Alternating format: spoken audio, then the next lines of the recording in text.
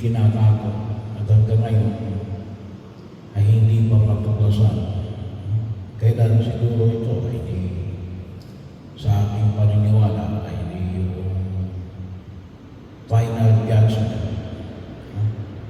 Kaya lamang sa kabilang buhay pa yun. At yun na yun din, doon na sa tinatawag natin final. Kasi may dalawa tayong pagkaunawa na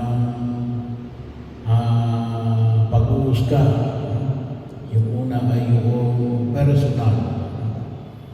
Tayo at ang Diyos. Hindi pa nila alam lahat yun. Yung pangalawa ay alin? Yung final judgment.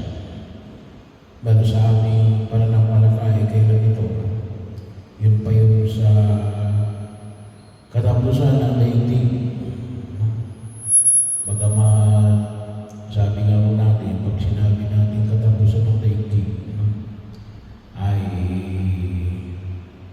napakalayo na rin yun. Pero sabi nga po natin, sa mga panahon na yun, ang mahalaga yun ay magkaroon ng kaganapan ng ipinahayag sa atin. Walang matatago na di malalanta. Malalaman ng tao. Pero ano yung mahalaga rito ay pinapaalala sa atin na yung mabubuting gawa, hindi mo kinakailangan i-announce kasi malalaman yan. Yung mga masasamang gawa, kahit itago mo yan, darating ang panahon na maunawaan din yan. At sigurado, yung mga maling ginawa ay kahit na walang nakakaalam yan, alam yan ang Diyos. At parusahan ko niya, hindi ka makakatakas sa kaakibat na pagbibigay ng hinihingi ng katarungan. Kasi pagkaakala ng iba, kapag walang nakakaalam, hindi ka mabibigyan ng katarungan. Alamin ng Diyos. Kaya ito yung panyaya na ipinahayag ni Jesus na patuloy tayong kumibos sangayon sa panyaya na ipinapahayag ng buong may kapal. Hindi lamang sapagkat para malaman ng tao, sapagkat ang katarungan ng Diyos ay hindi nakabase sa kaalaman ng tao. Pangalawa ay bahagi yun ay pinamamanig sa atin ng buong may kapal. Yung panukat na ginamit ninyo ay siya rin gagamitin sa inyo ng Diyos at higit pa. So, anong klase ng panukat mayroon tayo? Kaya nga yung panyaya na ipinahayag na Jesus ay kung tutusin nakabase sa panukat na ginamit din niya. Ano yung panukat na ginagamit ng Diyos? Ay love and mercy, pag-ibig at awa. Bahagi yun. Sapagkat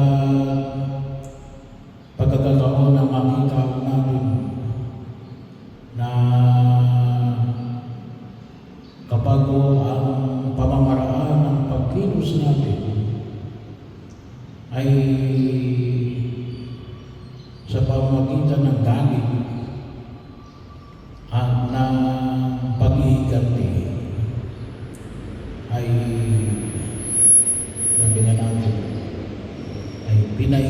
pahirapan rin natin yung ating sarili. Kaya ngayong pamamaraan ng Diyos, pagamat may hirapan, sinabi natin pamamaraan ng Diyos na kakaiba sa pamamaraan ng tao. Pero yun naman yung gamitin din natin, tingin natin na ang buhay natin, kung tusin ay aling buhay ng alin, na nais natin tumulan sa pamamaraan ng Diyos. Kaya nga tawag natin ay pamamaraan ng buhay, way of life. Kaninong pamamaraan ng buhay